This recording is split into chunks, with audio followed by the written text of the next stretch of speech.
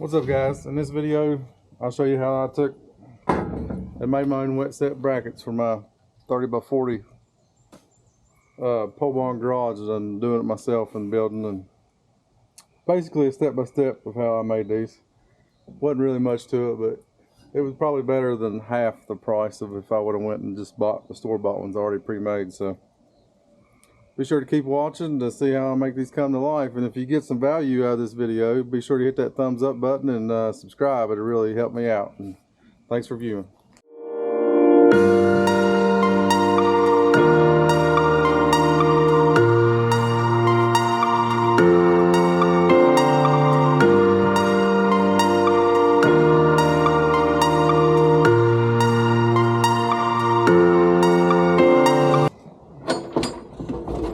What we got going on?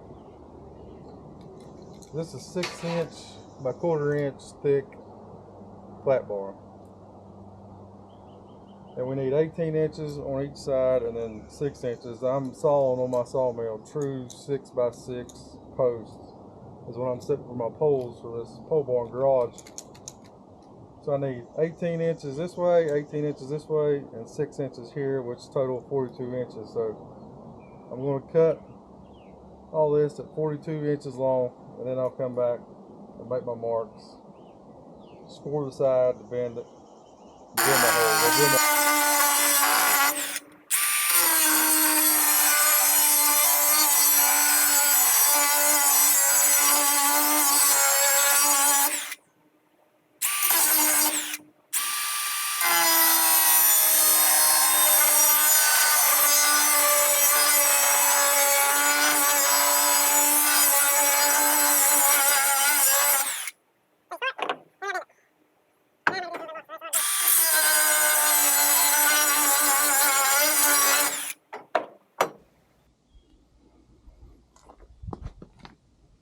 You see, this one I already got made up, but this is our end goal.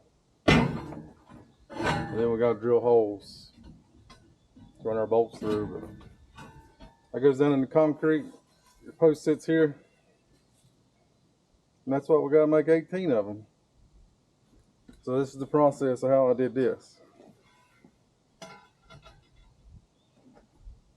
Made this little jig. It ain't nothing fancy, but it gets the job done. Where I've scored them, they stay square with this plate. So you ain't gotta worry about bending it crooked or something. So far I've made 3 so far and ain't had no issues.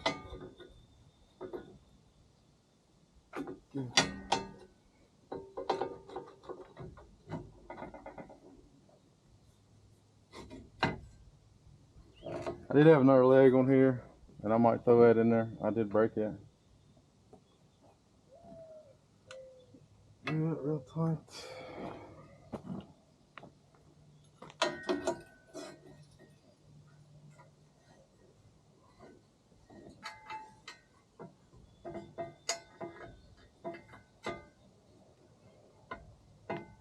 And we bend this around. Oh yeah. Nice and easy, baby.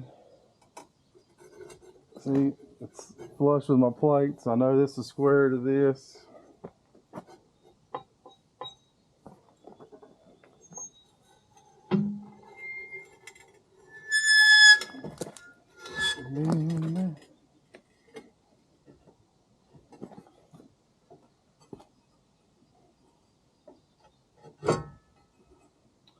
That's looking pretty good.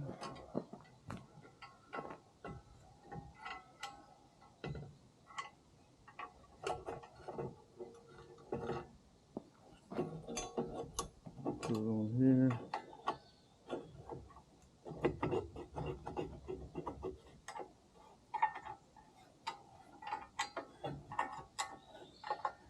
That's what it looks like. I think we went just a little bit too far. I think we're pretty dang close right there, so.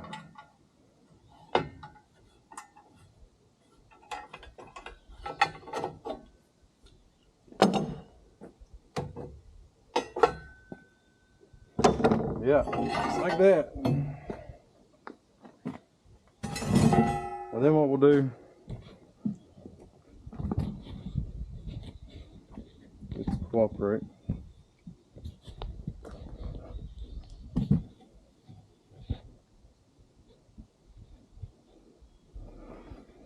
If y'all can see it. These little cheap little magnets are handy for finding the square. Get all the garbage off of it.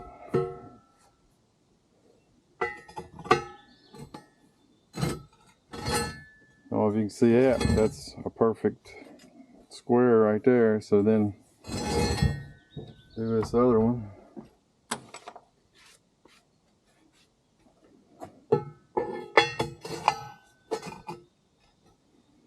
That one needs to come in slightly. And there you have that.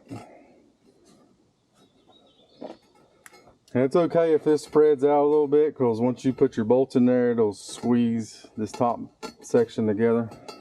So that's all great. That steel's kind of hot.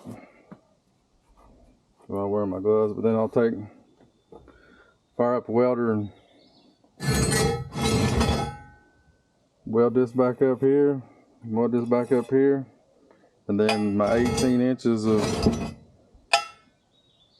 rebar, 4 pieces, 5/8 rebar. Drill my holes, and there's my wet set brackets. Just gotta do that 18 times now.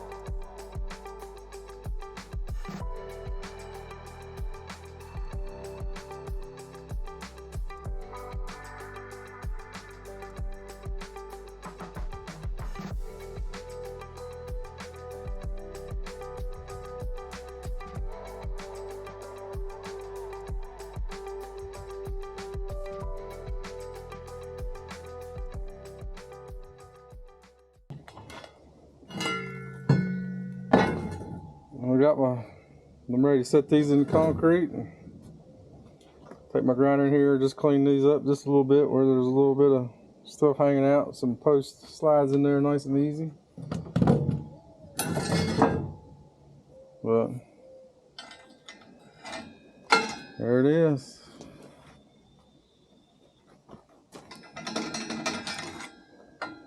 And the bottom one. You can see it on a little hole, my screw.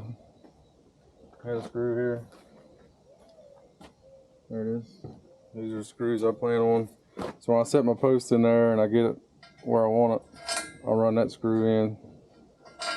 Run them 4 screws in. And then we get it all set in where we want it, and then I'll come back and drill these out through the wood and run my 1/2 inch, 8-inch bolt. That's what I got, was 8-inch bolt. This is 6 inches.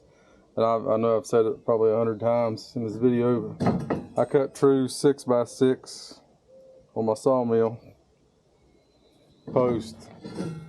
So true 6x6, what fits that. So yeah. And I found these, the store-bought ones. I think it was Menards, had about the best deal I'd seen. It was $75 a piece. The closest Menards to me is about a 3-hour drive. So even what, $75 a piece, 18, that's what, roughly $1,300.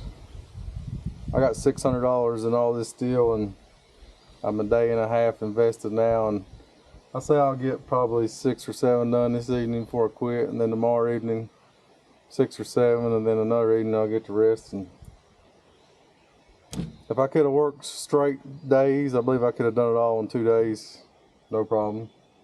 Well, we've had bad weather, and I work for a living.